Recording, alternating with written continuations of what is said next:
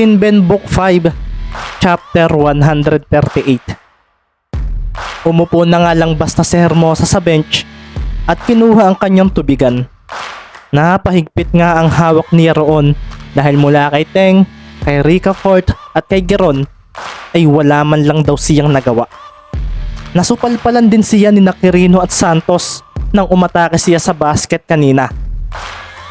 Pakiramdam tuloy niya ay mahina ang paglalaro niya kung ikukumpara sa level ng paglalaro ng katapatan nila, na sadyang tunay rin naman kung iisipin. Si Padua naman ang matapos uminom ng tubig ay marahang napatingin sa malayo. Ang layo pa ng agwat ng galing nila sa laro ko, nakakainis. Sabi nga niya sa sarili, akala ko ay kaya ko na si Santos kaso hindi ko siya mautakan. Hindi niya ako basta pa-scorein. Hindi rin siya basta natao lang sa painted area kaya hirap din akong maka-score sa malayo. Bakit pa ba ako nag-iisip? Naglalaro na iyon sa PBA ng ilang taon. Kaya ano ba ang magagawa ko? Parang kuya ko na sa court ang mga kalaban namin ngayon. Sabi naman ni Magbanwa sa sarili na napahinga ng malalim. Medyo napahawak pa nga siya sa kanyang dibdib dahil isang beses din siyang nabigyan ni Quirino ng bangga kanina. Wala kaming pantapat sa sentro nila. Walang sino man sa team na ito ang makakapigil sa higanting iyon.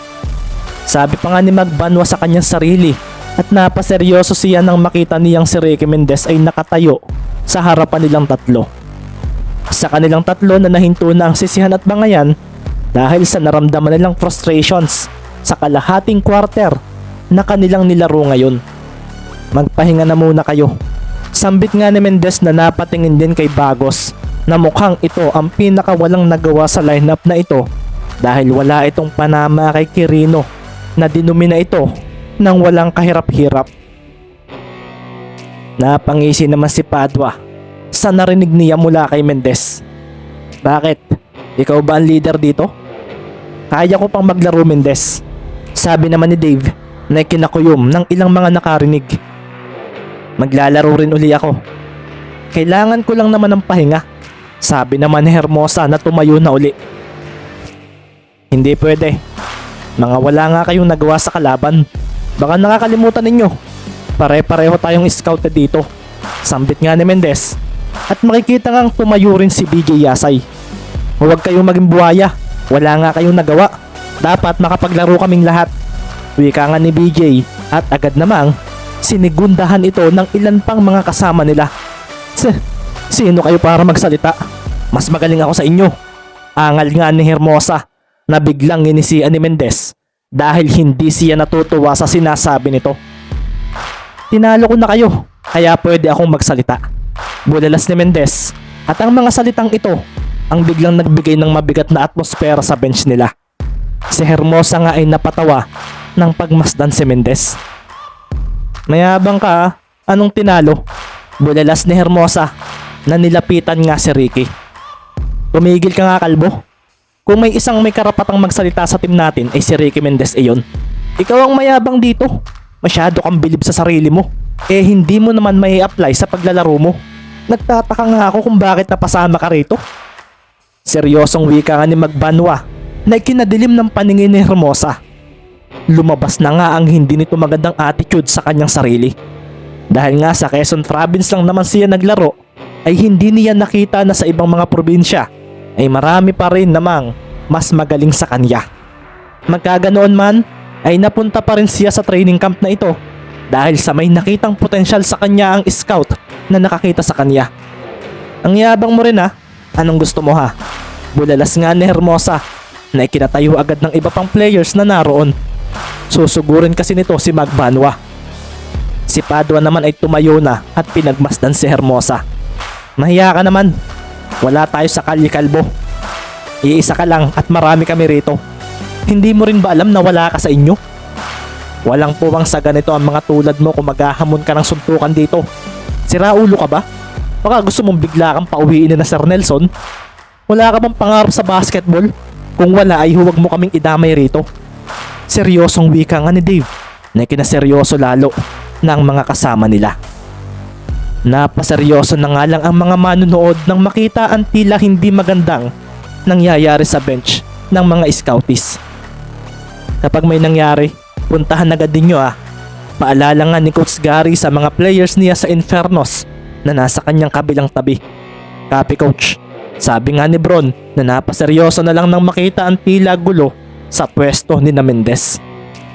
Ayaw masapawan ng iba sa kanila, lalo na iyong mga nasa team 2. Isa sa mahirap na kalaban sa paglalaro ay ang mga kasama na akala ay sila lang ang magaling.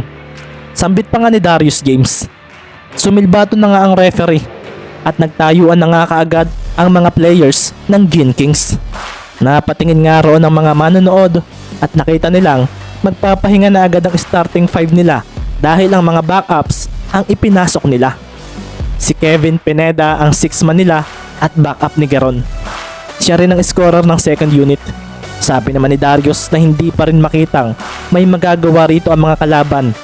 PBA team daw ang Gin Kings, kaya lahat ng players dito ay quality sa paglalaro. Ang mga players naman mula sa kalaban ay pumasok na rin sa loob ng court at napaseryoso si Jeff Ricafort nang makitang pumasok na si Ricky Mendez. Aba, maglalaro na ang isang ito. Sige, tingnan nga natin kung ano ang magagawa mo. Sabi pa nga ni Ricafort at si Geron ay napatingin din kay Mendez na makikita ang kalmadong kalmado. Ang galing ah. Akala ko maglalaro pa rin iyong ilan sa starting 5 nila. Lalo na iyong kalbo na inis kay Jerwin.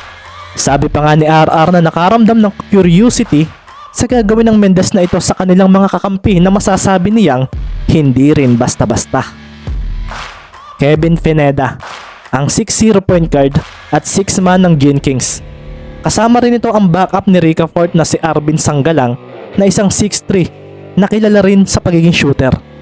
Narito rin ang small forward na si Francis Robles na isang 6'5 at kilala ito sa pagiging isang magaling na defender. Matatangkad nga rin ang nasa power forward at center na posisyon. Kabilang nga rito ang rookie nila na si Dayson Colocar na isang 6'10 na power forward at sa center position naman ay ang sophomore na si Gilbert Watson na may lahing banyaga. Isang ang 6'11 si Watson at makikita rin sa katawan nito ang kakapalan. Isama pa nga na naglaro rin ito sa UAAP noong nasa kolehiyo ito. Hindi ito ang starting lineup ng Gin Kings pero kung pagmamasdan ay parang wala ring ipinagbago sa datingan ang mga ito. Naroon pa rin nga ang lakas ng dating nila na ikinakabog ng dibdib ng 4 na kasama ni Mendez na sina Ian Manzano, BJ Yasay, Carl J. Mendoza at Kurt Bondok. Ang lalaki nila Kuya Ricky, lalo na yung sentro at power forward nila. Mahinang wika nga ni Ian sa kanyang Kuya Ricky. Relax lang kayo.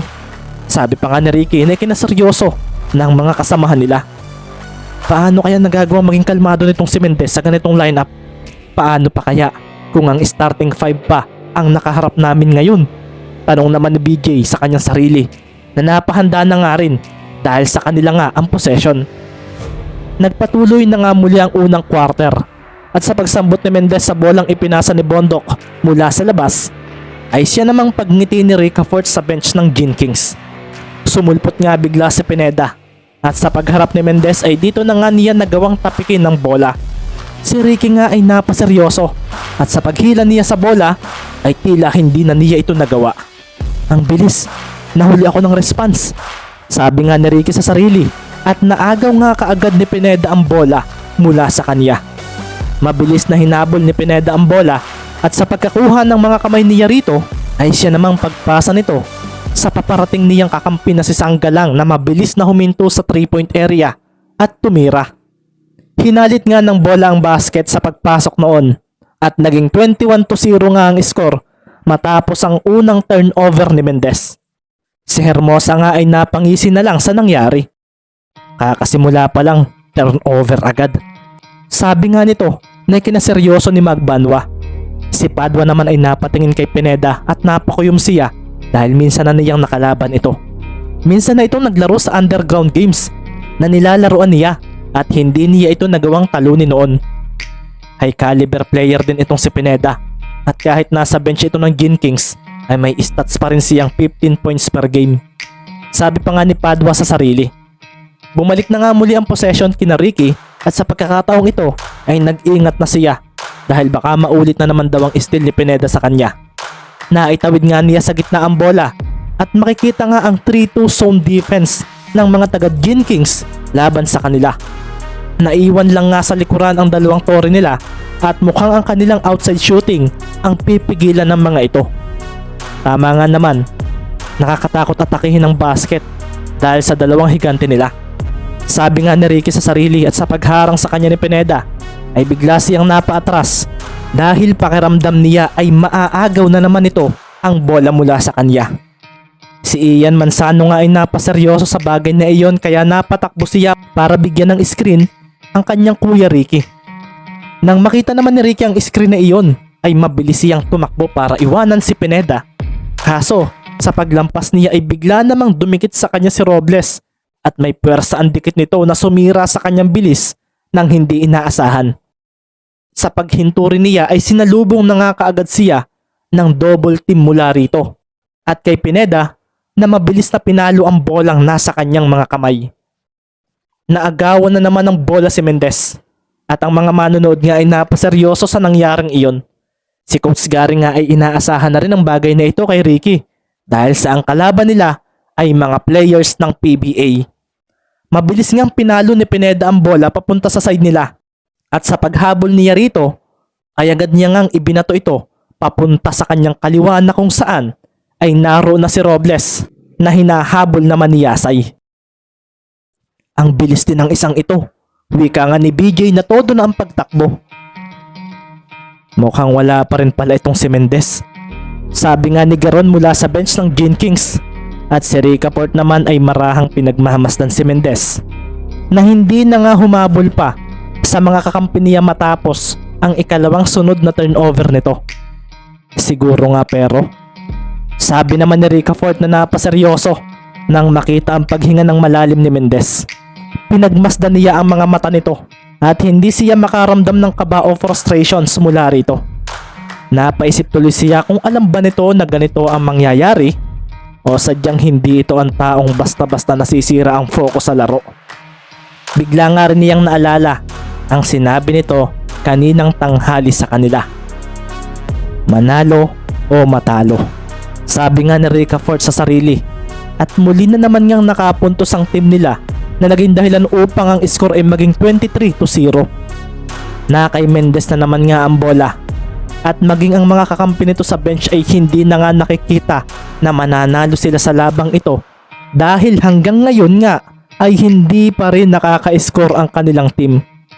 Sa pagdating naman ni Mendez sa gitna ng court, pagkalampas niya ay bigla na nga lang siyang tumalon upang magpakawala agad ng isang napakalayong 3-point shot na ikinaseryoso ng mga manonood.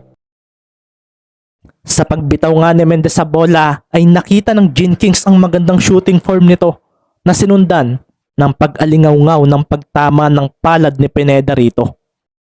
Alam kong kaya mo iyang gawin kasi napanood ko ang mga naging laro mo sa Mima Europa League. Sabi nga ni Kevin Pineda at si Mendez naman ay makikitang nagdidilim ang paningin dahil sa ikatlong turnover na niyang nagawa. Ang mga kasamahan nga niya sa loob ng court ay napalunok na lang. Hindi nga talaga kami mananalo sa mga ito. Ito nga ang nasa isip nila at sa paglapag ni Pineda ay agad ding umabante ang mga paa niya para sa bola na tumapon papunta sa kanilang side. Nakuha niya iyon at doon na nga siya dumiretso sa basket. Pagdating nga niya sa harapan ng basket ay doon na nga siya tumalon at kasabay ng pagbitaw niya sa bola ay ang paglitaw ni Mendez sa kanyang tabi ng may ngiti sa labi. Pagkatapos nga noon ay umalingaw-ngaw muli ang malakas sa pagpalo ng isang kamay sa bola. Ang mga players na nasa bench na Mendez ay napatayo sa block na iyon ni Ricky at maging si Padua nga ay natulala sa nangyaring iyon. Mula naman sa bench ng Gin Kings ay makikita rin ang biglang pagkawala ng ngiti ni Ricaport at Garon. Sa paglapag nga ni Mendez at Pineda ay makikita nga ang marahang pagbuntong hininga ni Ricky. Ang bola nga ay tumapon sa labas at ito ay mananatili pa rin sa Gin Kings. Nagdilim nga ang paningin ni Kevin Pineda dahil sa nangyari at dahan-dahan ding ngumiti ang kanyang labi. Mabilis ang isang ito. Naabutan niya pa rin ako. Sabi nga niya sa sarili at sa paglingon niya kay Mendez, ay napaseryoso na lang siya nang wala na kaagad ito. Naglakad na nga palayo si Mendez at seryosong pinagmasdan ang kanyang mga kakampi na tumakbo na para sa pagdepensa sa kalaban. Ano bang mga mata iyan? Hindi pa tayo talo. Baka nakakalimutan ninyo. First quarter pa lang. Nagsisimula pa lang ang laro. Hindi pa ito ang oras para sabihing talo na tayo. Bulalas ni Mendez nang nakangiti at ang mga manonood na nakarinig noon ay biglang nakaramdam ng kung anong malakas na pwersa mula kay Mendez nang hindi nila namamalayan.